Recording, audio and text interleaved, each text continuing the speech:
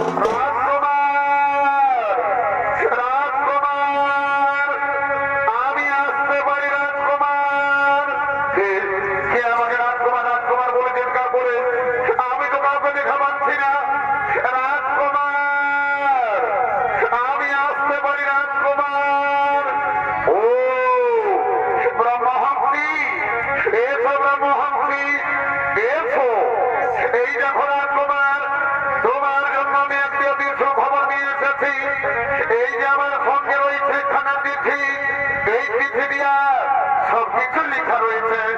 এই নাও রাজকুমার, এই নাও সেই তিথি, তারপর মহর্ষি আমাকে দাও। এইবার আমি আসি রাজকুমার, এইবার আমি আসি, এইবার আমি আসি।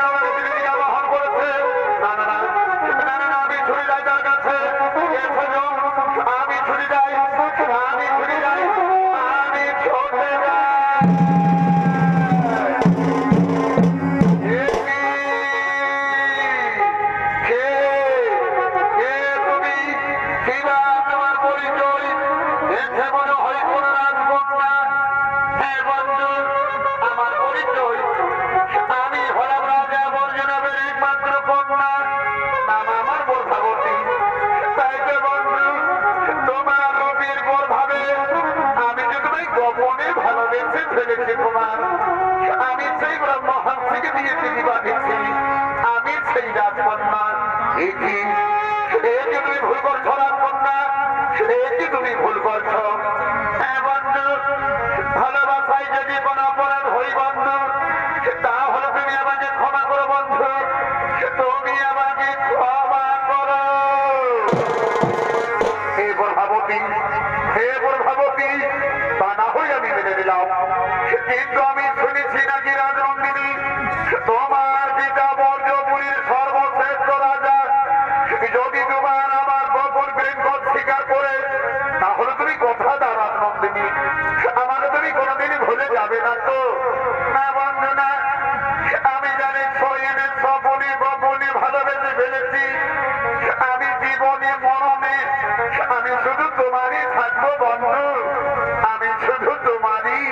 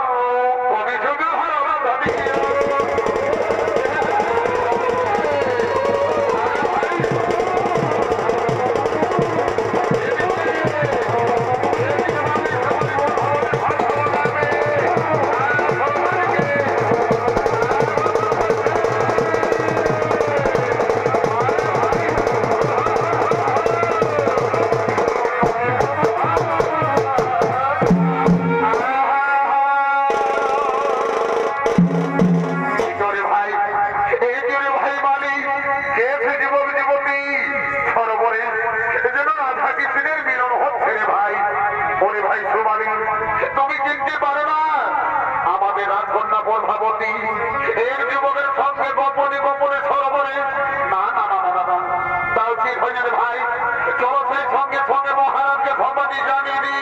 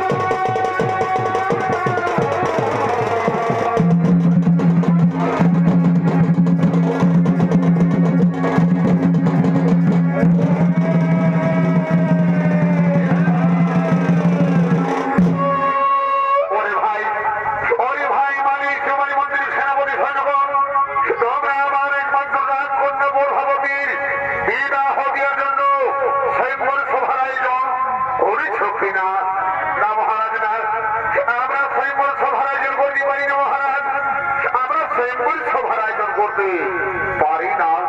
কেন কেন রে মন্ত্রী সেনাপতি, কেন তোমরা স্বয়ংবর সভার আয়োজন করতে পারো না?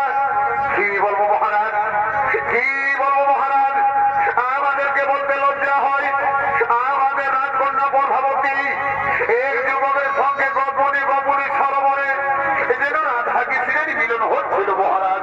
কি কি সেনাপতি সেনাপতি কি তোমরা এসে যুবক গোপনে আমার রাজ্যে প্রবেশ করে আমার রাজকন্যার মন হরণ করেছে। ওই মন্ত্রী সেনাপতি, ওই মন্ত্রী সেনাপতি, তোমরা যাও ওই নম্বর যুবককে চা ভোগের আগামী বাড়তে বাড়তে নিয়ে আসামানি করবে।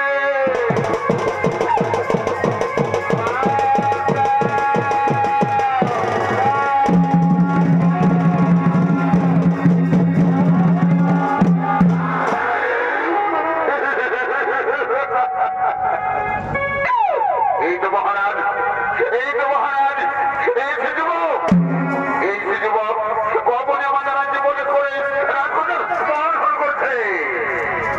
ওই যুবক, ওরে যুবক, সত্যি করে বড় যুবক, কিবা তোমার পরিচয়?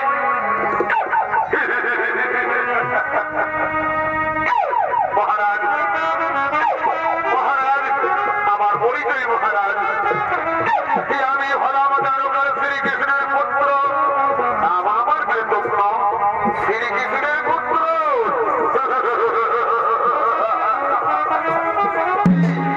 আমি জানি, আমি জানি চোরের বংশধর চোরেই হই। একদিন শ্রীকৃষ্ণ, একদিন শ্রীকৃষ্ণ বৃন্দাবনে বাঁচিয়ে শুনে যত গোপালীদের মন হরণ করছিল। ওই যুবক গোপনে আমার রাজ্যে প্রবেশ করে আমার রাজকন্যার মন হরণ করেছ। ওই মন্ত্রী সেনাপতি, ওই মন্ত্রী সেনাপতি, তোমরা যাও এই নম্বর যুবককে অন্ধপুরে কারাগারে বন্দী করে নিক্ষেপ করে যাও।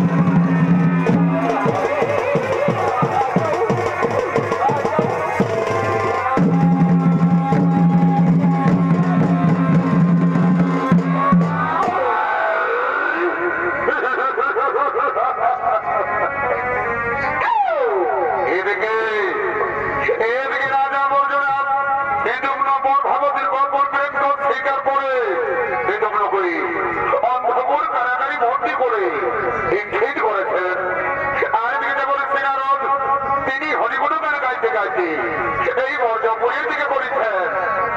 বলবো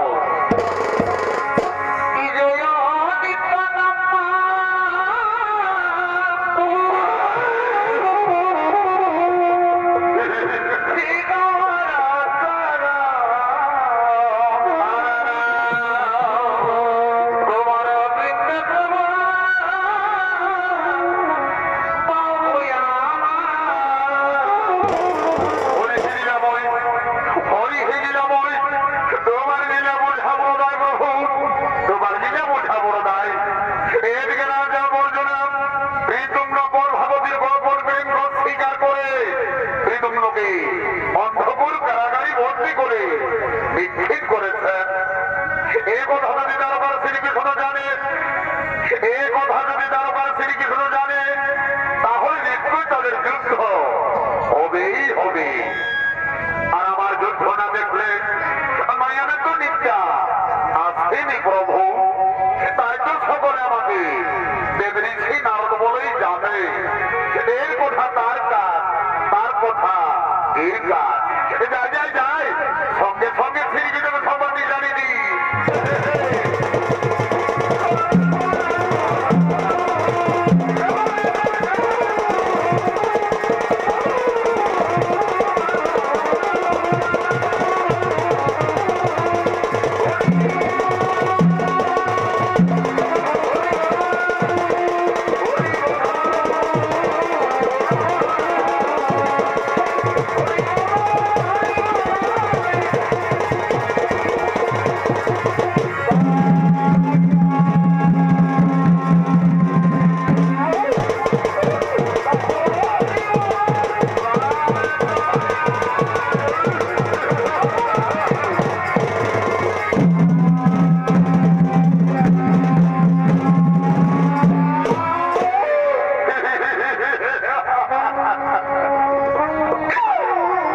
মন্ত্রী ভাই,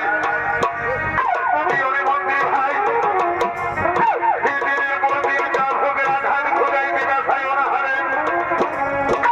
আমার যে জলকে ব্যবসায় প্রাণ জায়গায় বলছে মন্ত্রী ভাই, আমি মৃত্যুর আগে একটু জলপান করতে চাই ভাই, আমাকে একটু জলপান করতে দাও। ওরে যুবক, ওরে যুবক, জল খাবি? জলের দিকে প্রাণ